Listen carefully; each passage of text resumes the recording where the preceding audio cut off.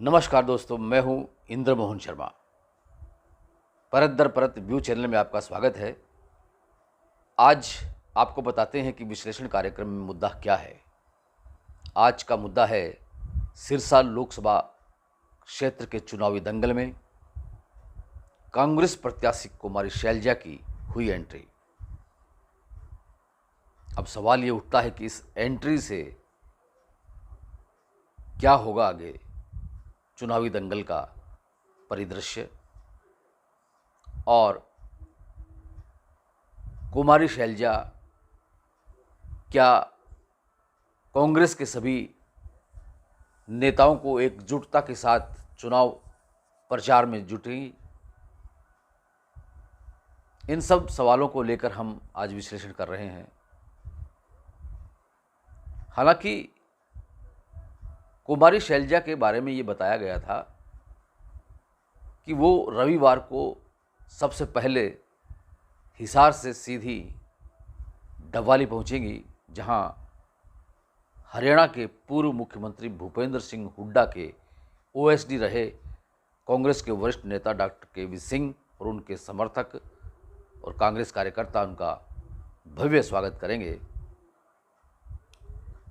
लेकिन शैलजा अचानक रविवार को सिरसा में बेगू रोड पर स्थित कांग्रेस भवन में पहुंची।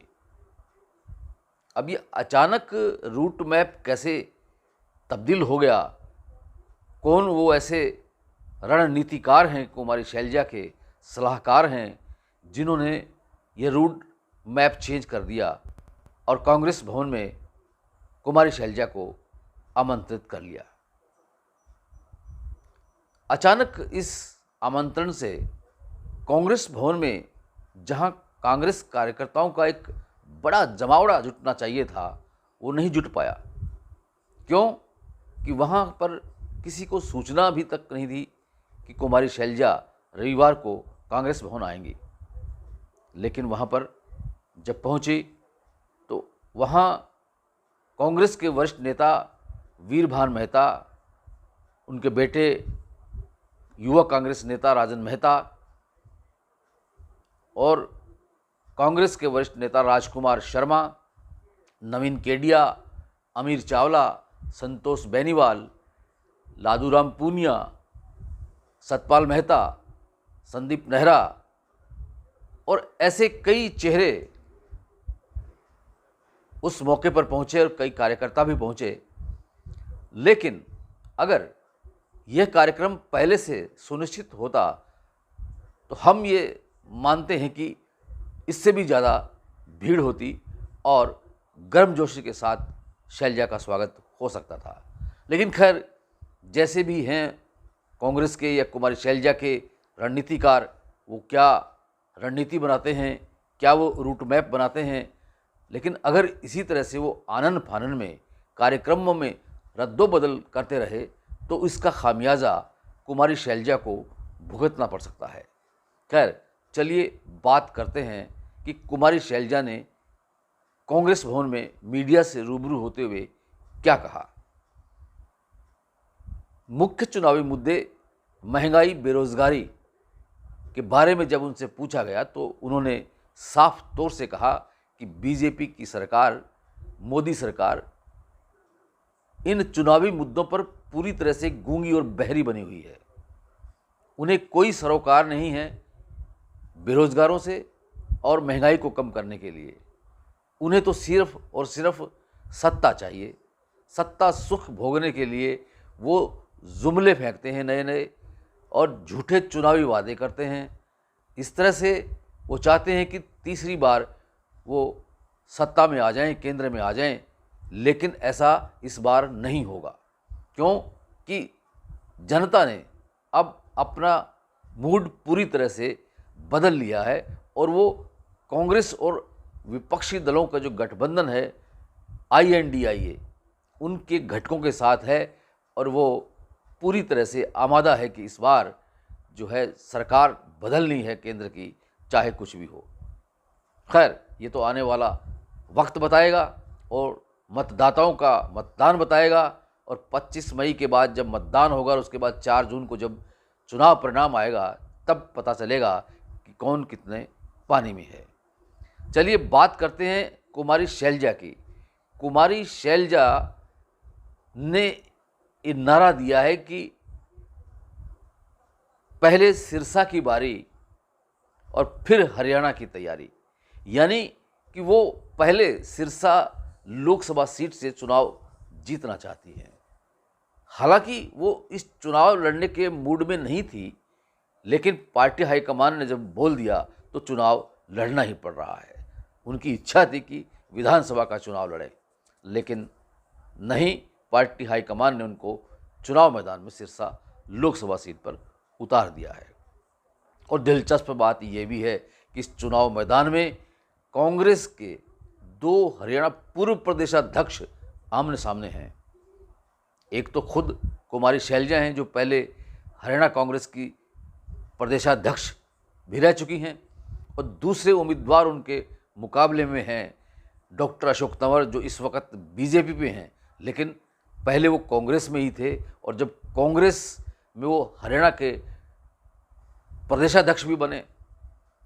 लेकिन दोनों के कार्यकाल में हरियाणा में कांग्रेस संगठन पूरी तरह से मजबूती नहीं हासिल कर सका, और कांग्रेस की गुटबाजी के चलते अशोक तंवर को कांग्रेस छोड़नी पड़ गई।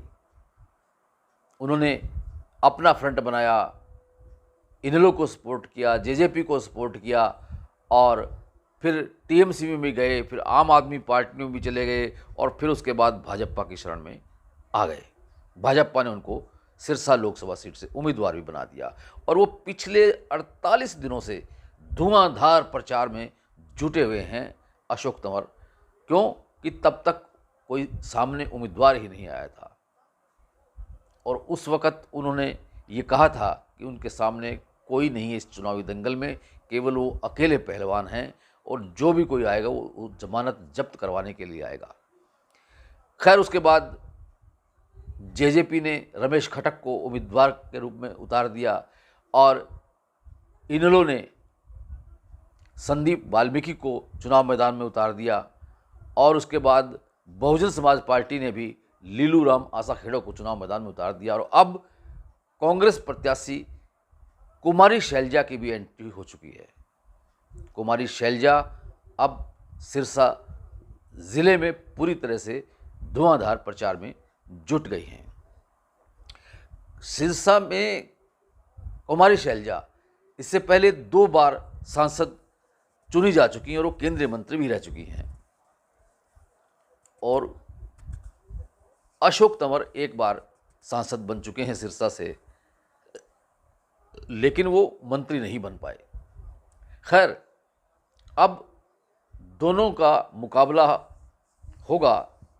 अब इस मुकाबले में कौन किसको पराजित करता है, ये तो खैर अभी लंबा समय है, क्योंकि 25 मई को मतदान होना है। अभी तो नामांकन भी दाखिल होने हैं, और नामांकन होने के बाद जब नामांकन वापसी हो जाएगी, उसके बाद पता चलेगा कि कौन कौन चुनाव मैदान में डटे रहते हैं। कुमारी शैलजा ने आज कांग्रेस भवन में मीडिया से रूबरू होने के बाद डबवाली की ओर रुख कर लिया, और उनका काफिला डबवाली में पहुंचा है, और वहां रोड शो भी हुआ है। उसका हम बाद में आपको बताएंगे कि क्या प्रभाव रहा है। और उसके बाद रानिया में गाबा रिसोर्ट में कार्यकर्ताओं का सम्मेलन, और फिर एलनाबाद में शाम को लड्ढा रिसोर्ट में कार्यकर्ताओं का सम्मेलन। तो यह दिन भर आज की ये कुमारी शैलजा की प्रोग्रामों की एक सूची है, और इसमें कहाँ तक शैलजा अपने आप को लोगों से, मतदाताओं से उनकी नब्ज़ टटोलने में कामयाब होती है, ये तो खैर आने वाला वक्त बताएगा। क्योंकि 26 वर्षों के बाद 1998 में उन्होंने जो चुनाव लड़ा था, उसके बाद वो फिर अम्बाला की रुख चले गई, अम्बाला की सांसद बन गई, और अब 26 वर्षों के बाद वो सिरसा में फिर से लौटी हैं, उनकी एंट्री हुई है। तो अब ऐसे में यह देखना है कि इतने लंबे गैप के बाद कुमारी शैलजा को सिरसा लोकसभा क्षेत्र के मतदाता कहाँ तक उनको अपनाते हैं। खैर, इस बीच जो कांग्रेस की गुटबाजी की बात थी वो लगभग अब ख़त्म होने के कगार पे आ रही है, लेकिन अभी भी कुछ ऐसे नेता हैं जो अभी नज़र नहीं आ रहे हैं, जैसे कि एलनाबाद के पूर्व विधायक भरत सिंह बेनीवाल अभी कुछ दूरी बनाए हुए हैं। हालांकि उन्होंने ये कह दिया है कि वो कांग्रेस प्रत्याशी को जितवाएंगे, लेकिन इसके साथ साथ उन्होंने ये भी कहा था कि वो उनके पास आएंगी तो उनको अवश्य जितवाएंगे। उसी तरह से फतेहाबाद में जो कांग्रेस के वरिष्ठ नेता हैं प्रहलाद सिंह गिलाखेड़ा, परमवीर सिंह और जरनैल सिंह रतिया से और टोहाना से, इन सब के साथ भी उनको कुमारी शैलजा के साथ तालमेल बना करके चलना होगा, तभी कांग्रेस का जो चुनाव है वो एक नया जोश पकड़ पाएगा।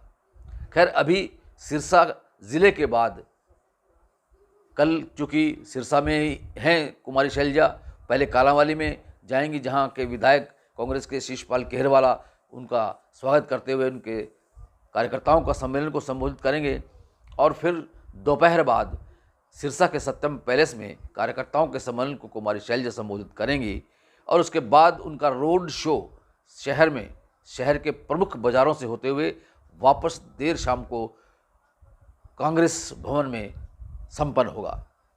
उस वक़्त देखा जाएगा कि उनका रोड शो कैसा रहता है।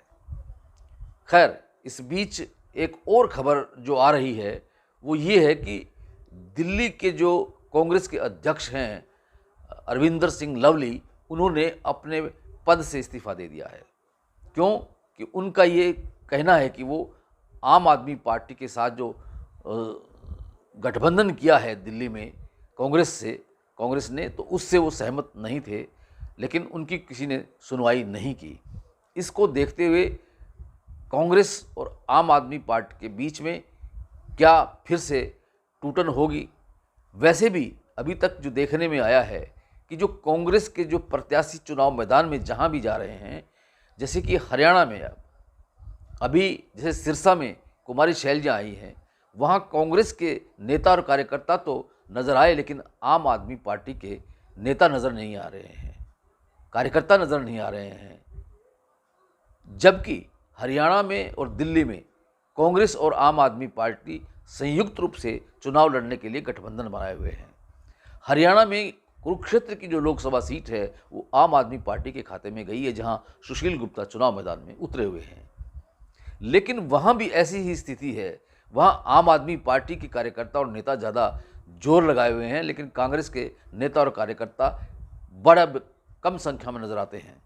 लेकिन यहाँ तो आम आदमी पार्टी के नेता और कार्यकर्ता कुमारी शैलजा के इर्द गिर्द कहीं भी कोई नज़र अभी तक तो नहीं आया है। आगे कैसा रहेगा ये आने वाला वक्त बताएगा। खैर, विश्लेषण कार्यक्रम में आज इतना ही। कल फिर किसी नए मुद्दे के साथ आपसे रूबरू होंगे। तब तक के लिए इंद्र मोहन शर्मा को इजाज़त दीजिए, और अगर आपने ये चैनल परत दर परत अभी तक सब्सक्राइब नहीं किया है तो कर लीजिए, क्योंकि लोकसभा का चुनाव अब पारा गर्म होता जा रहा है। ये चैनल बहुत काम आएगा आपके, क्योंकि इसमें हम निष्पक्ष विश्लेषण करते हैं, और बेल आइकन के बटन को ऑल करके आप क्लिक कर लोगे तो उसका नोटिफिकेशन आपको यूट्यूब पर मिल जाएगा। आप उसे भली भांति देख सकेंगे, परख सकेंगे, और जब भी कोई आपके मन में कोई कमेंट करने की इच्छा जागृत हो जाए तो उसे आप कमेंट बॉक्स में कमेंट भी कर सकते हैं। ये वीडियो अगर आपको पसंद आया हो तो इसे लाइक कीजिए, शेयर कीजिए अपने मित्रों को, अपने रिश्तेदारों को। आपका बहुत बहुत धन्यवाद, बहुत बहुत शुक्रिया।